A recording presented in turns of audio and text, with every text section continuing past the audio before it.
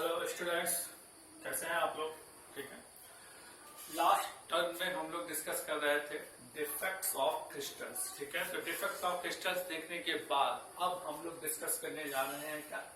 ठीक है, Bragg's equation and density of unit cell. ठीक है, तो जब देखिए firstly we will discuss about Bragg's equation. Bragg's equation को हम लोग देखेंगे। तो जरा देखिए, सॉलिड स्टेट पर सॉलिड स्टेट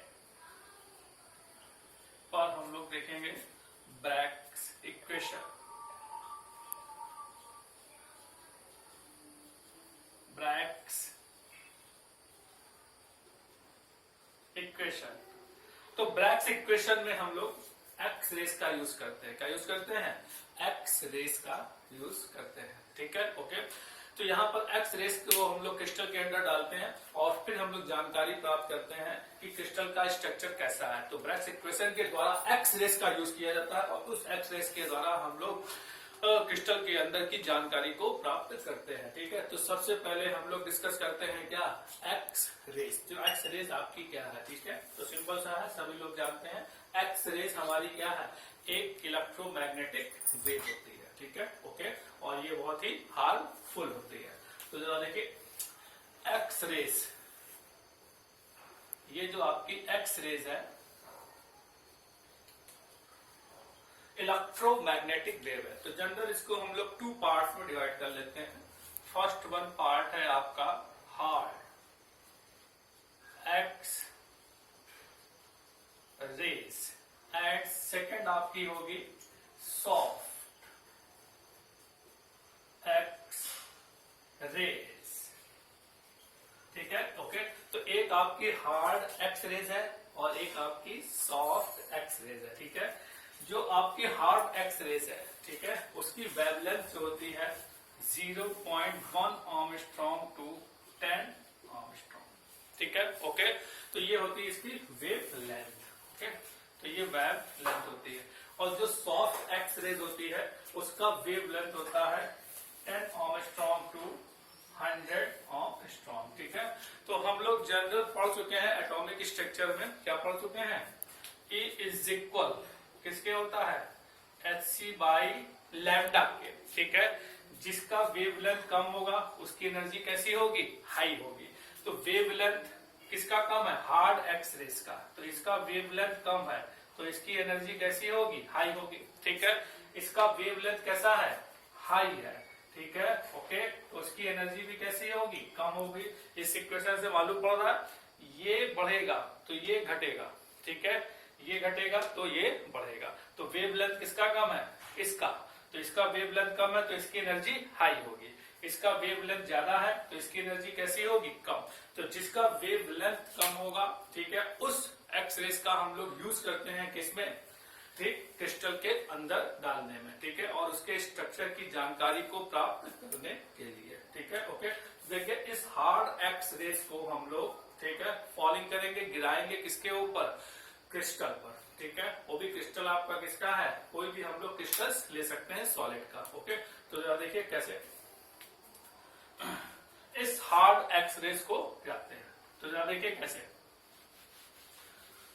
तो यहां पर जो एक्स रेस यूज की जा रही है वो हमारी कैसी है? Hard X rays. ठीक है, तो यहां पर अब हम लोग क्रिस्टल के प्लेन्स को बना लेते हैं। ठीक है, सपोज ये है आपका क्रिस्टल का प्लेन्स। ठीक है, देखिए ये आपके क्रिस्टल का एक प्लेन्स है। ठीक है, और ये सेकंड प्लेन है दिस। ठीक है, ओके। अब यहां पर एक एक्सेस को ऐसे इन एक्सीडेंट करते हैं इस पर और इस ये पार्टिकल से टकरा करके डिफ्लेक्ट हो जाती है दिस, ऐसे रिफ्लेक्टेड हो गई। ठीक है, ओके। अब ऐसे ही सेकंड एक्स रेस को ऐसे गिराते हैं जो इस क्रिस्टल के पॉइंट से, इस पॉइंट से टकराएगी और फिर डिफ्लेक्टेड हो जाएगी ऐसे। ठीक है, ओके। तो ये आपका फर्स्ट प्लेन है।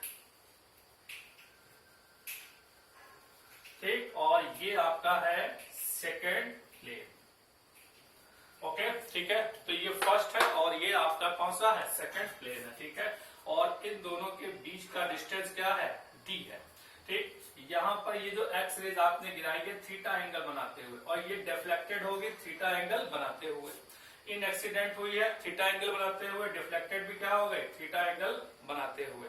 तो इसको नेम दे दो, ये ए है तो ये ओ है, तो ये क्या कर दिया, ए डैश। ठीक है, इसको नेम दे दो, तो ये बी दे दिया, तो ये जेड दे दिया, तो ये क्या हो जाएगा, बी डैश। ठीक है, ओके। अब इस पर एक लाइन को ड्रॉ कर दीजिए दिस ऐसे, तो ये ओ जेड है। ठीक है, ये डिस्टेंस बताएगा टू प्लेन की, और ओ जेड के डिस्टेंस के बीच की दूरी कितनी है, डी है। क्या है, डी। ठीक है, ओके। अब यहां देखो, अब एक परपेंडिकुलर लाइन को ऐसे गिराइए जो इस पर कट करेगी थीटा एंगल बनाते हुए। ठीक है, ओके, ये थीटा एंगल बनेगा। ऐसे ही एक परपेंडिकुलर को ऐसे गिराइए, यहां पर भी ये थीटा एंगल बनाते हुए ऐसे कट करेगा। ठीक है, ओके। अब इसको नाम दे दो, तो इसको हमने नाम दे दिया बी और इसको नाम दे दिया सी। ठीक है, ओके। अब जरा देखिए, अब अगर हम देखें इन दोनों में, ठीक है, first incident and second incident. ठीक है, ओके। तो अगर हम देखें A O A dash, B Z and B dash में, दोनों में किसका पथांतर सबसे बड़ा होगा, किसका पाथ सबसे बड़ा होगा। तो सबसे बड़ा पाथ आपको किसका दिख रहा है, बी जेड बी डैश का, कंपेयर टू किसके, ए ओ ए डैश के। ठीक है, ओके। तो ये बड़ा है, ये छोटा है, तो अब हम लोग निकाल लेंगे पाथ डिफरेंस। क्या निकालेंगे, पाथ डिफरेंस। ठीक है, तो बस पाथ डिफरेंस निकाल लीजिए। तो देखो कैसे निकालते हैं, यहां पे लिख दीजिए पाथ डिफरेंस, डिफरेंस। ठीक है, तो पाथ डिफरेंस हमारा किस पर डिपेंड करेगा, ये देखिए, ये B Z and Z C. ठीक है, ये इन एक्सीडेंट और ये डिफ्लेक्टेड, दोनों कैसी हैं, इक्वल, इनके जोड़ पर। ठीक है, तो इसको ऐसे लिख दीजिए, B Z plus Z C, लिख लिया। ठीक है, ओके। अब जरा देखिए, यहां पर आपने एक परपेंडिकुलर लाइन को ऐसे ड्रॉ किया है जो थीटा एंगल बना रहा है, किस पर, इस बी पॉइंट पर, और एक परपेंडिकुलर लाइन इस पर ड्रॉ किया तो क्या बना रहा है, सी पॉइंट पर कट हो रहा है, थीटा एंगल बना रहा है। ठीक है, तो ये एंगल हमारा थीटा मतलब साइन, सॉरी, ये परपेंडिकुलर लाइन ड्रॉ करिए तो 90 का एंगल बनेगा। ठीक है, और 90 का एंगल बनेगा तो साइन थीटा। तो देखो साइन थीटा हमारा क्या हो सकता है। अब पाथ डिफरेंस कैलकुलेट करने के लिए हमको क्या निकालना, B Z and Z C. तो इस बी जेड को निकालने के लिए, ठीक है, ओके, 90 का एंगल तो साइन थीटा, तो साइन थीटा इज इक्वल क्या होता है, बोलिए क्या लिखेंगे, साइन थीटा इज इक्वल, ठीक है, B Z upon O Z. ठीक है, तो ऐसे लिखिए, बी जेड अपॉन किसके हो जाएगा, ओ जेड के। तो सिंपल सा है, आप लोग जानते हैं। ठीक है, ओके। तो यहाँ बी जेड फाइंड करना, ओ जेड, ये ओ जेड का डिस्टेंस कितना है, डी। तो इस ओ जेड की पोजीशन पर डी रख दो, तो क्या लिखेंगे, sine theta is equal B Z upon क्या लिख दिया, डी। ठीक है, ओके। क्रॉस मल्टीप्लाई कीजिए तो बी जेड इज इक्वल क्या आ जाएगा, डी साइन थीटा। ठीक है, ओके। तो देखिए बी जेड की वैल्यू निकाल ली, क्या निकाल ली, डी साइन थीटा। ठीक है, तो यहां पर हम लोग क्या लिख सकते हैं, ठीक है, डी साइन थीटा। ठीक है, अब क्या निकालें, जेड सी, तो जेड सी को भी निकाल लीजिए। ठीक है, तो जेड सी में भी यहां देखो एंगल कौन सा बन रहा है, 90 बन रहा है, तो फिर से साइन थीटा का फॉर्मूला लगा दीजिए। ठीक है, तो फिर से साइन थीटा का फॉर्मूला लगाएंगे तो क्या हो जाएगा, sine theta is equal Z C upon किसके हो जाएगा, ओ जेड के। ठीक है, ओके, ठीक। अब ओ जेड की डिस्टेंस कितनी है, दिस डी, तो फिर से यहाँ पे क्या रख देंगे, डी रख देंगे, जहां पर ओ जेड है वहां पर डी लिख दीजिए। ठीक है, ओके। तो ये हो जाएगा Z C by D, cross multiply करेंगे तो Z C is equal D sine theta. क्या आ जाएगा, डी साइन थीटा। तो यहां पर आप देखिए जेड सी है तो जेड सी की वैल्यू आ गई, तो यहां पर भी लिख दीजिए डी साइन थीटा और प्लस का साइन लगा दीजिए, लगा दिया। ठीक है, ओके। अब इन दोनों को ऐड कर दीजिए। ठीक, इन दोनों को ऐड करेंगे, D sine theta plus D sine theta, तो क्या लिखेंगे, 2d साइन थीटा। ठीक है, तो पाथ डिफरेंस हमारा क्या आ जाएगा, तो अब देखिए इस वाले पार्ट को बेस, ये वाला पार्ट जो है इसको यहां लिख रहा है, ठीक है। तो पाथ डिफरेंस शॉर्टकट में लिखना है, पाथ डिफरेंस पी और डी। पी से मतलब पाथ, टी से मतलब डिफरेंस, ठीक है। इज इक्वल किसके हो गया, 2d साइन थीटा के, ठीक है। अब जो हमारा पाथ डिफरेंस होता है वो क्या होता है, ठीक, वो हमेशा डिपेंड करेगा इंटीग्रल मल्टीपल ऑफ वेवलेंथ, ठीक है, ओके। जो आप वेवलेंथ की एक्स रेज गिरा रहे हैं, ठीक है, उस पर डिपेंड करेगा। तो पाथ डिफरेंस हमारा क्या है, इंटीग्रल मल्टीपल ऑफ वेवलेंथ, ठीक है। तो इंटीग्रल मल्टीपल ऑफ वेवलेंथ तो एन लैम्डा से डिनोट करेंगे, इज इक्वल किसके हो जाएगा, 2d साइन थीटा। ये हमारी क्या हो गई, ब्रैग्स इक्वेशन, ठीक है, ओके। तो पाथ डिफरेंस हमारा किसके है, integral multiple of wavelength. Integral multiple of wavelength को रिप्रेजेंट किससे करेंगे, एन लैम्डा से, और इसी को क्या बोलते हैं, ब्रैग्स इक्वेशन। क्या बोलते हैं, ब्रैग्स इक्वेशन, ठीक है, क्या बोलते हैं, ब्रैग्स इक्वेशन, ठीक है, ओके। तो क्या बोलते हैं, ब्रैग्स इक्वेशन, ठीक है, ओके। अब क्या देखिए यहां पर, इसको नोट कर लीजिए, हाँ नोट कर लीजिए।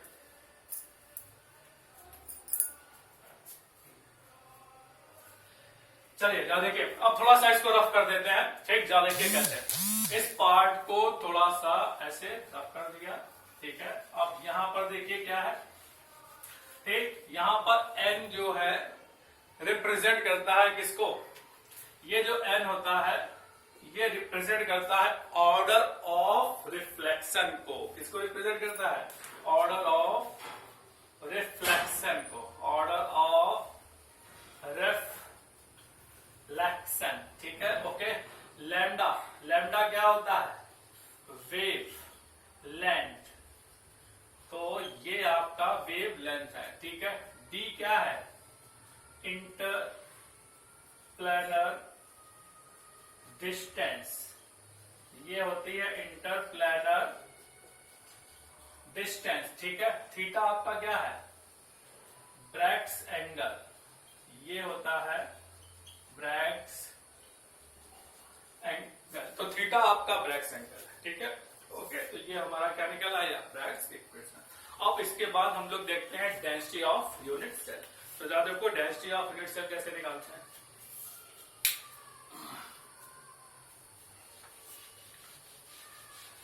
जा देखिए,